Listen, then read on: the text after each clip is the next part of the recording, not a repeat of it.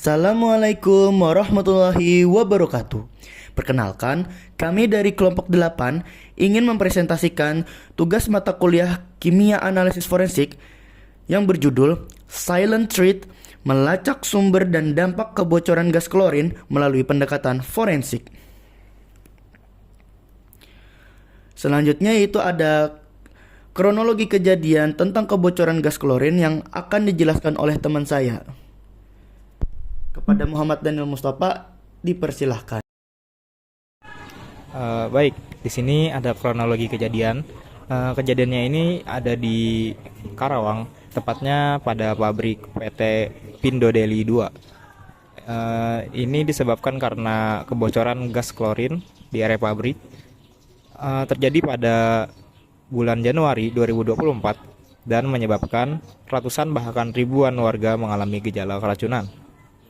Gas ini menyebar ke wilayah permukiman sekitar pabrik yang menyebabkan warga menghirup gas klorin. Dugaan awalnya itu tertuju pada kebocoran sistem pipa di unit pengolahan caustic soda atau klorin. Baik, berikutnya ada sifat kimia gas klorin atau Cl2. Rumus molekulnya itu Cl2 dengan massa 70,90 gram per mol dengan ciri-ciri khusus yaitu kuning ke hijau, kemudian dengan bau menyengat. Gas klorin ini lebih berat daripada udara, sehingga gas klorin mudah mengendap di dataran rendah, yang mana itu membuat warga dapat mencium gas klorin. Kemudian reaksi senyawanya yaitu Cl2 plus H2O menjadi HOCl plus HCl. Ini menghasilkan asam hipoklorit dan asam klorida yang bersifat korosif.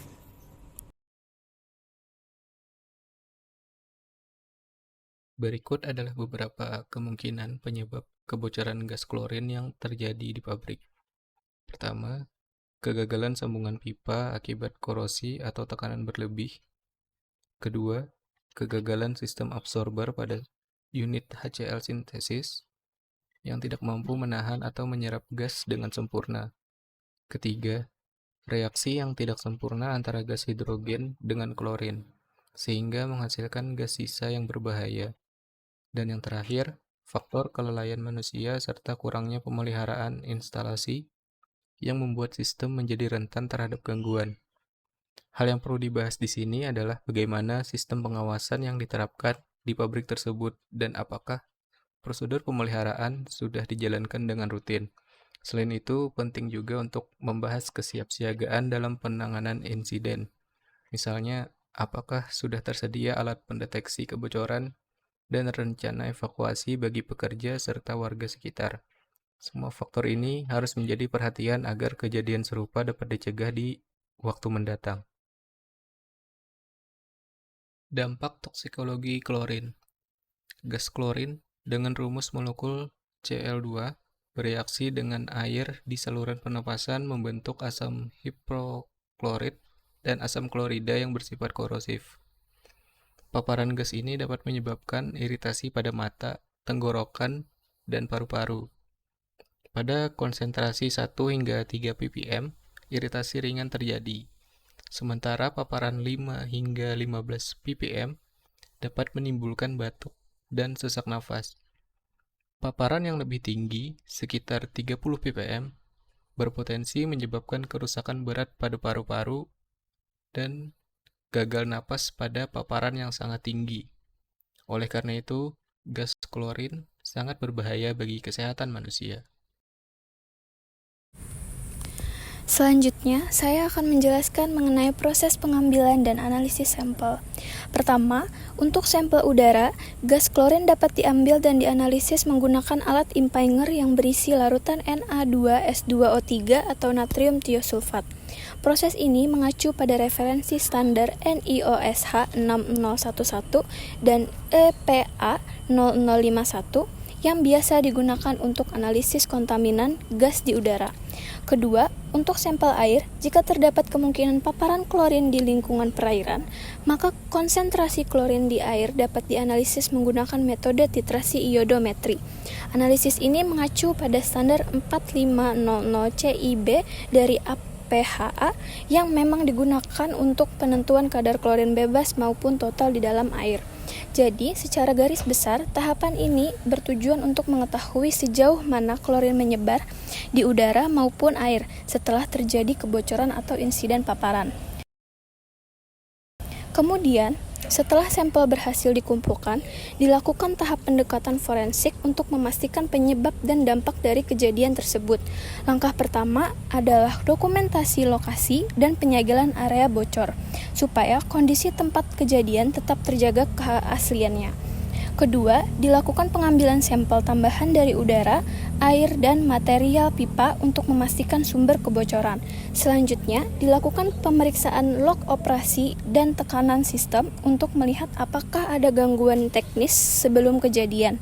Tahap keempat yaitu analisis korosi pada pipa untuk mengetahui apakah kebocoran disebabkan oleh kerusakan material.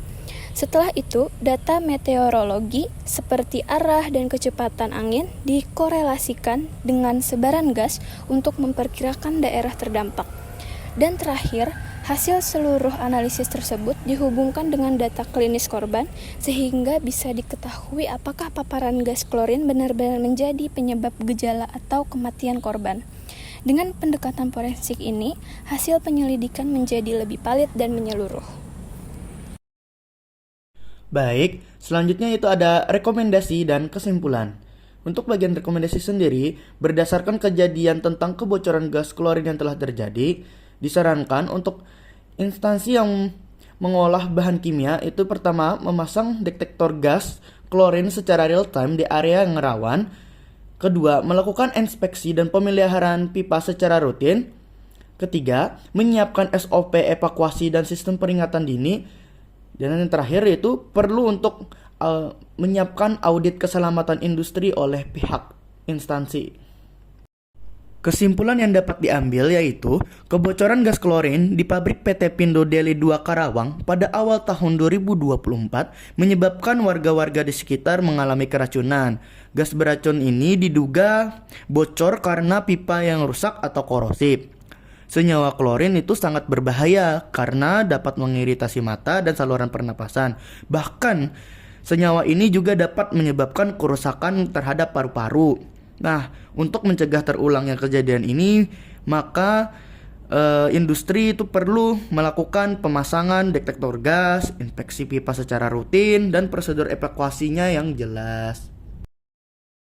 Baik, sekian presentasi dari kelompok kami. Apabila kami ada salah kata mohon maaf. Terima kasih atas perhatiannya. Wassalamualaikum warahmatullahi wabarakatuh.